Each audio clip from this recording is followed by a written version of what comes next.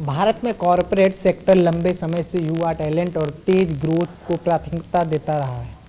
तकनीक आधारित कंपनियां, स्टार्टअप और कॉस्ट कटिंग मॉडल ने कर्मचारियों की नियुक्तियां की सोच को बदल दिया है। इसी बदलाव के बीच अब एक नई और चिंताजनक सच्चाई सामने आई है कि 40 की उम्र पार करते ही कई प्रोफेशनल के करियर में रफ्तार धीमी पड़ जा रही है या ब्रेक लग रहा है। इतने समय का अनुभव जो कभी ताकत माना जाता था, अब कई मामलों में लागत की चुनौतियों के रूप में देखने जाने लगा है। 40 की उम्र तक पहुंचते पहुंचते कर्मचारियों से नेतृत्व, स्थिरता और रणनीतिक सोच की उम्मीद की जाती है, लेकिन कई कंपनियों में यही अनुभव महंगा और कठोर माना जाने लगा है।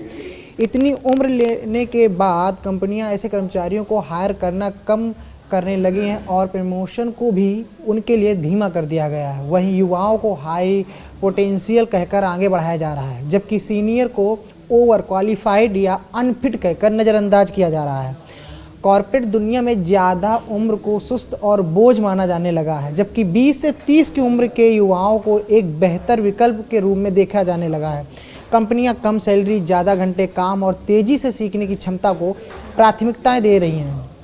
इसका असर यहाँ होता है कि 40 की उम्र के प्रोफेशनल्स धीरे धीरे सिस्टम से बाहर धकेले जाने लगे हैं। भारत में प्रोफेशनल के लिए 40 साल की उम्र एक ऐसा पड़ाव बन गया है जहाँ से उसके लिए करियर के रास्ते संकुचित या कम होने लगे हैं। मौजूदा चलन के हिसाब से 40 साल की उम्र के बाद से रिक्रूटमेंट के फ़ोन आना बंद हो जाते हैं, प्रमोशन मिलना बंद हो जाता है। कम उम्र के कर्मचारियों को ज़्यादा योग्य माना जाता है और उनमें संभावनाएं ज़्यादा देखी जाने लगी हैं। भले ही बड़ी बड़ी स्पीच में अनुभव को तरजीह दी जा रही हो, लेकिन जब फैसले लेने होते हैं तो उन्हें नज़रअंदाज किया जाता है। कई प्रोफेशनल्स के लिए तो यह उम्र करियर का वो पड़ाव होता है जब सिस्टम में बने रहना एक चुनौती लगता है। हमेशा से यह कहा जा रहा है कि कॉर्पोरेट जगत में 40 की उम्र में अनुभव पावर में तब्दील होने लगता है। 40 की उम्र को लीडरशिप रोल, स्टेबिलिटी और कई तरह के अधिकार वाला माना जाता है, लेकिन धीरे धीरे ये बातें गलत साबित हो रही हैं। हकीकत ये है कि हर सेक्टर में मिड कैरियर प्रोफेशनल नौकरी की तलाश कर रहे हैं। उन्हें लगातार रिजेक्शन मिल रहा है और भर्ती प्रोसेस पर सवाल उठा रहे हैं।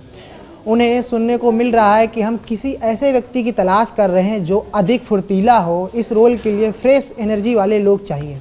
आप ओवर क्वालिफाइड हैं, इस तरह से दरकिनार किया जा रहा है। हाल ही में एक ऐसा मामला चर्चा में आ रहा है जिसमें यह बात सच साबित कर दी। दरअसल 15 साल के एक सीनियर HR प्रोफेशनल को कई महीनों तक बेरोजगार रहना पड़ा और उन्हें मिड लेवल की नौकरी भी नहीं मिली। इस केस में रिक्रूटमेंट ने सैलरी को अड़चन बताया और कुछ ने कहना था कि वो युवा टीम के साथ तालमेल नहीं बिठा पा रहे।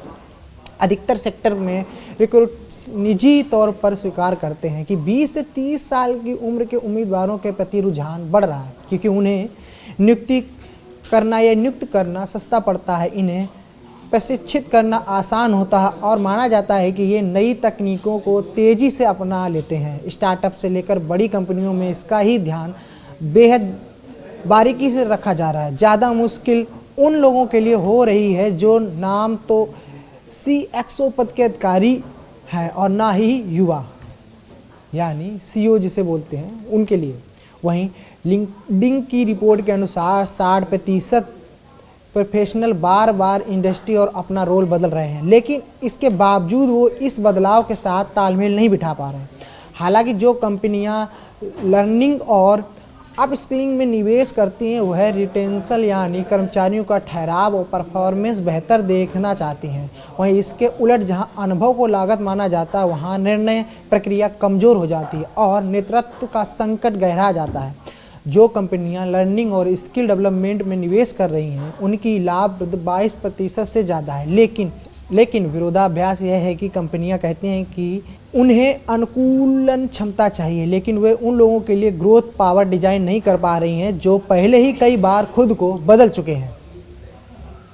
AIMA इंटरनेशनल के सीनियर पार्टनर आशीष धवन का कहना है कि 40 साल की उम्र में महत्वाकांक्षा खत्म नहीं होती बल्कि परिपक्व होती है। जो कंपनियां युवा कर्मचारियों को फुर्तीले होने से जोड़ती हैं वे कुछ समय की सुविधाओं के लिए लंबे वक्त तक ट्रेडिंग करने का जोखिम उठाते हैं। उन्होंने आगे कहा, कंपनियां युवाओं को फुर्ती और सैद्धांतिक क्षमता समझती हैं रही हैं, पर आप स्पीड तो किराए पर ले सकते हैं, लेकिन निर्णय लेने की क्षमता रातों रात नहीं मिल सकती। जब अनुभव को संपत्ति के बजाय लागत समझा जाता है तो संगठन आज तो पैसा बचाते हैं, लेकिन कल अपनी लचीलेपन को खो देते हैं।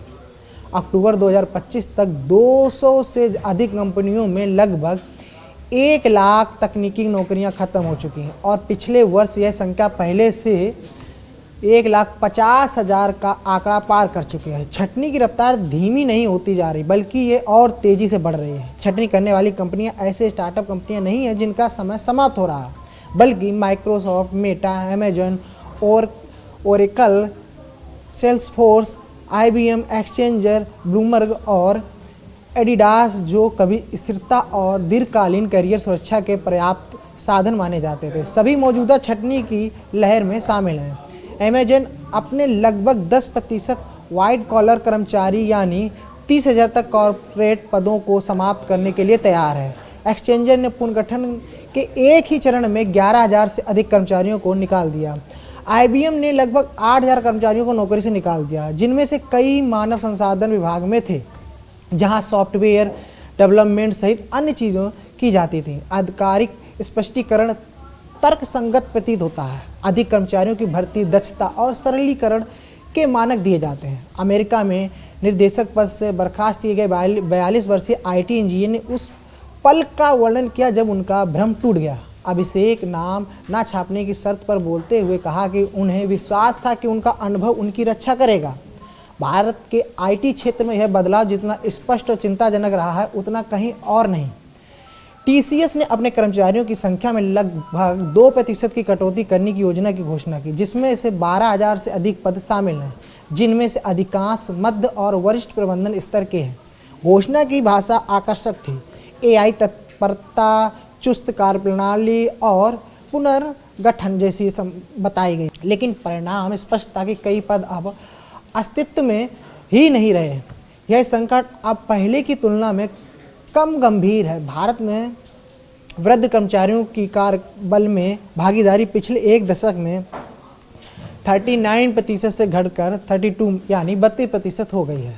सीमित सामाजिक सुरक्षा वाले देश में 40 वर्ष की आयु में नौकरी खोना असुविधा मात्र नहीं, यह एक अस्थिरता पैदा करने वाला काम है।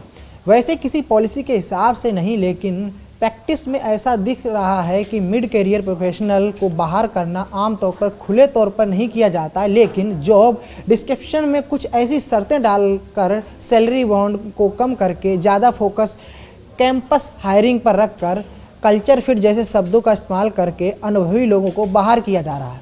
आपको खबर कैसी लगी कमेंट करके बताएं।